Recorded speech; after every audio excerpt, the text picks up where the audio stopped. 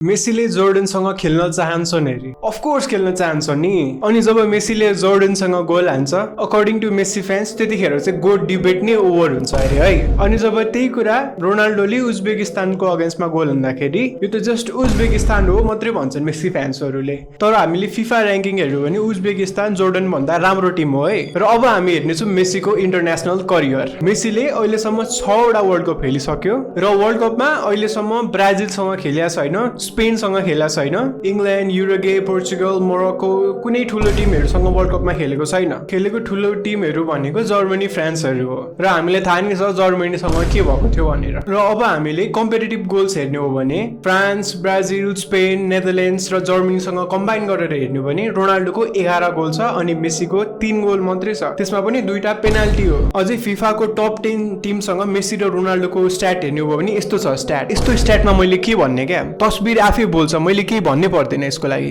Ronaldo versus Messi त debate पनि नहुनु पर्ने हो खासमा त। र यो चाहिँ हो फिफाको नेक्स्ट गेम्सहरू अर्जेन्टिनाको र पोर्चुगलको। फिफाले त अब के लुकाउन पनि खोजिरहेको छैन, यो अर्जेन्टिनाको कस्तो इजी फिक्सरहरू हो।